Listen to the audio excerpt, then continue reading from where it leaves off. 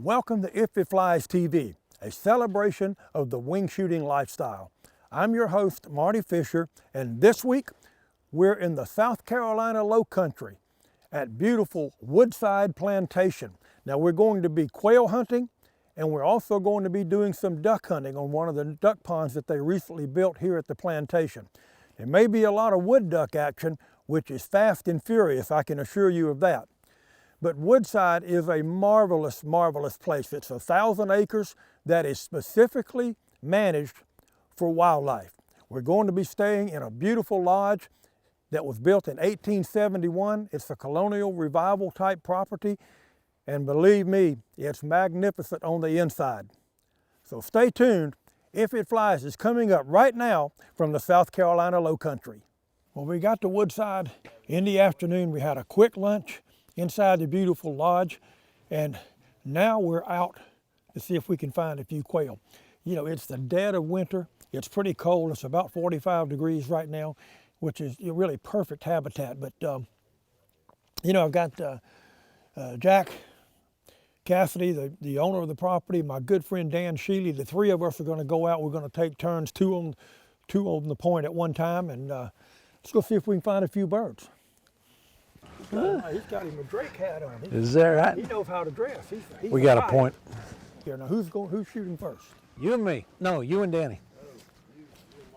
You and Danny, get up in there. Closed captioning provided by Clark's Plot Nutrients. Get in there.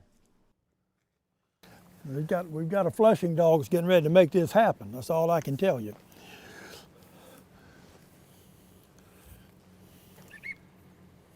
Here she comes. Get ready, Danny.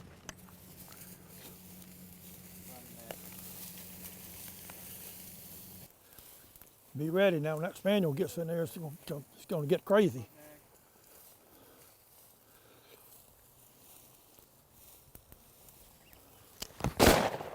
Nice shot there, Marty.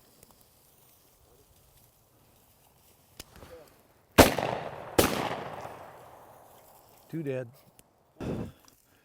But bird down is a bird down. All right, be ready here just to...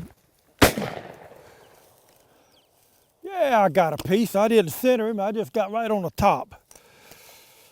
Well, these things are going everywhere. One thing we're not doing is not shooting anything going behind. Everything I want to shoot, for me, 12 o'clock to 3 o'clock, nothing behind. For you folks back home, this is the great way to be involved, is to let these guys shoot, and then when they miss, you can laugh at them. One covey with 5,000 birds in it. Good shooting, bud. Huh? They're popping everywhere. There you go, man. Good shooting, huh? Birds. Yeah, baby. We can do that. That flushing dog really helps. Well, listen, one thing I know about preserve hunting, the flushing dog has totally changed how that takes place now, because, you know, so often, you know, the birds don't fly like wild, but flushing dog gets in there on top of them. They're going somewhere. There's something about the cold nose of a dog up the bird's rear end that kind of gets them up in the air. I would think would probably make me move. Make me go too. If some predator came in on me, I'd probably move too. Well, you notice some of these birds pop a little bit, and as we walked in, you saw hawks and predation, and you know, when the hawks are flying, the birds are real nervous. They see the shadow and they really don't want to go out. We come out and we exercise the birds every day with flushing dogs, and that's how we try to keep them going.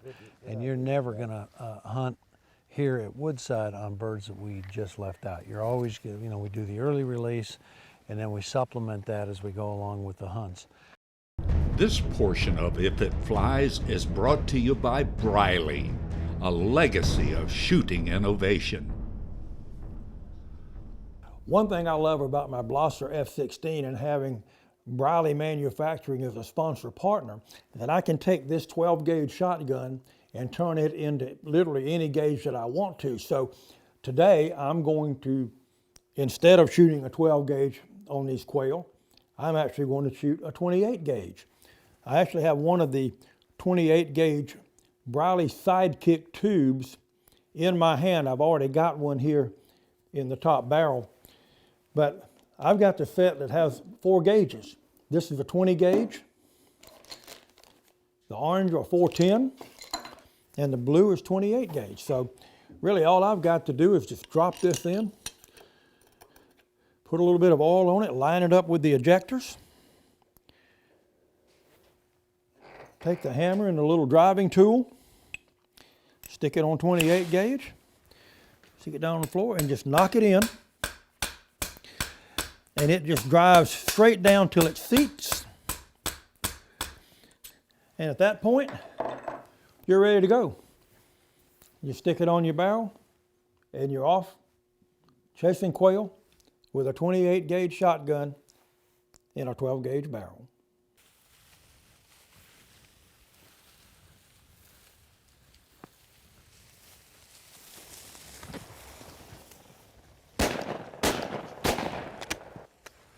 Whoa! That was wild. And that covey got out of here like rockets. I mean, those things were close to wild quail as you're going to find anywhere. But you see what we're doing here, Marty? We're trying to have bird gardens, okay, as well as the quail woods. And this bird gardens give them the protection from the predators, and the raptors, and they'll come in here to feed when they flush out of here. You see what happens? I got up in this stuff and thought I was pheasant hunting. You go out to the Midwest and get in this, and it's full of pheasants. We'll have to tell Ronald not to put so much nitrogen on it and get them a little lower next year. Wow.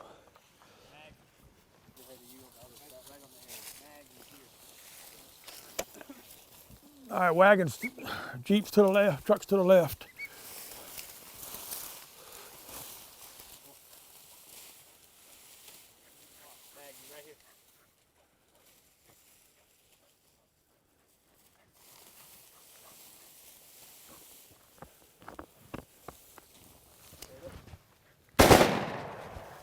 Double teamed them.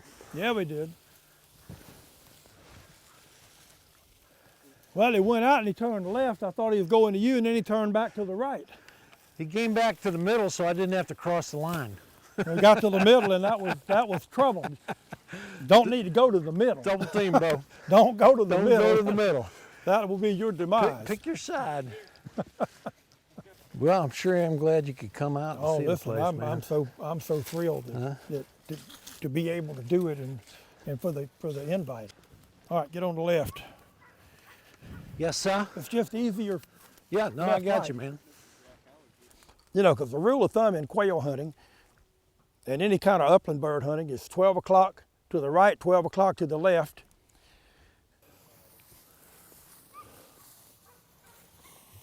Now, we've got a point right up here on the other side of this pine tree. And this dog is relocated a couple of times. So we'll get this flush dog in here and see what happens. I want to make sure I'm clear of this tree. There, you got a piece, Jack. Small piece.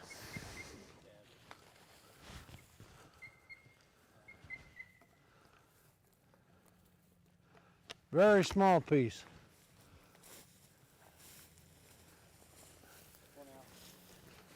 That was a I was small waiting for the covey to get up.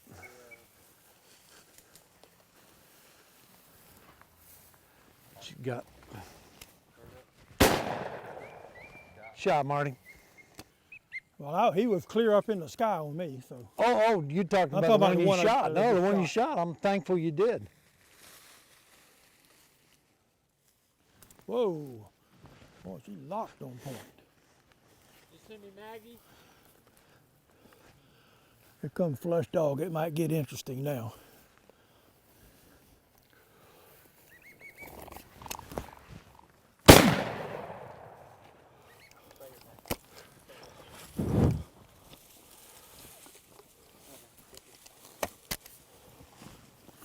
Right up here. Oh, these birds getting out on us. Yep. Boy, it can get a little crazy sometimes. These birds get to really jamming in and out of this stuff, and all of a sudden they kick a bird up and you've got to be ready.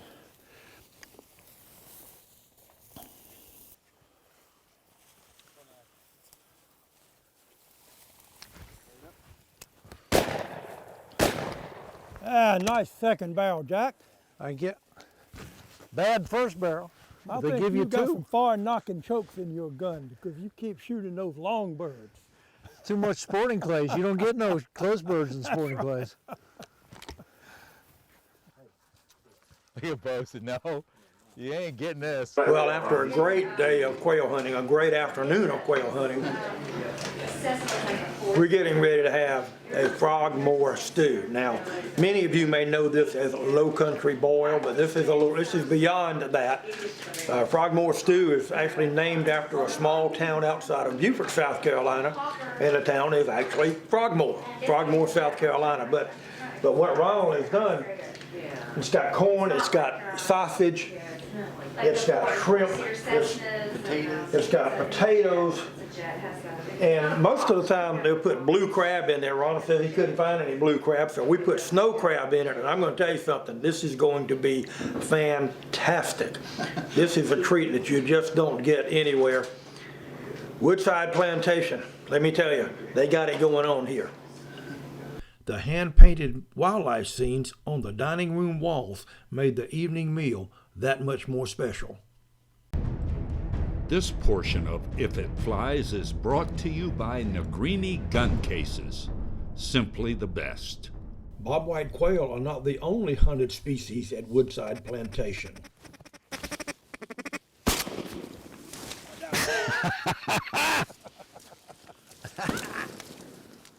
We had a chance to enjoy a quick wood duck hunt before heading to the quail buggy. Wood ducks are very fast and aerobatic. We were dive bombed by wood ducks right about the time legal shooting hours arrived. The action was fast and furious, and it didn't take long for Jack Cassidy and I to bag our limits of 3 wood ducks each. Well, we've got a point up here, and this is pearl millet is Okay. what this is. And this stuff grows up really thick, but the birds love it. It provides great cover and food. But we've got a point right here, so we're going to actually walk straight in. I've got everything straight ahead and to my right. Come on up, Fuzz. Come in line with me.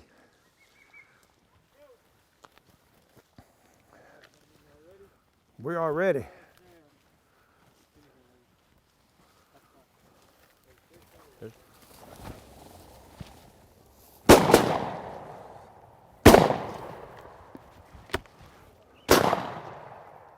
There you go, there you go.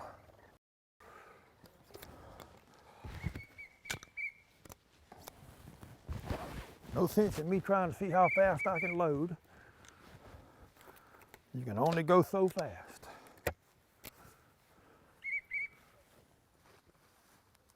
I got 2 here. Well, I got 1 right here.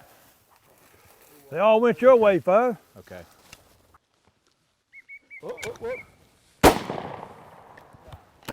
Nice, Marty.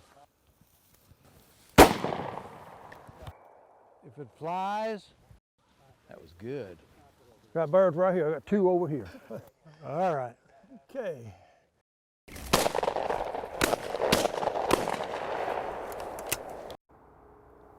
On this week's You Make the Shot, we're talking footwork. That's right, footwork. Now what do I mean by that? Well, very simply, when you're taking a shot, if you've got a hard angle left or a hard angle right, you're going to have to actually move your feet a little bit in order for your body to get the gun in that position to take the shot. Now, the best part about working on things like this, I've got my 2 personal Lincoln Infinity Sporter traps here that I can literally put anywhere and present me with any type of target that I want. That's the beauty of having your own equipment. Now, let's talk about this footwork just a little bit. I'm a left-handed shooter, so when I'm getting ready to take a shot, what I want to do as I'm bringing the gun up into my face, I'm actually stepping in the direction that I want to take the shot with my right foot. If you're a right-hander, it's the exact opposite. Now, let me show you a little bit about what footwork will do for you to help you make a shot. I'm going to take these 2 machines and I'm going to take these targets and put one of them kind of straight away. The other is going to be a hard right, which means as a left-handed shooter, I can come into this target pretty comfortably, but this one is going so far to the right, I've actually got to make a slight turn and step with my front foot to be comfortable taking the shot. Let me show you how it works. Pull.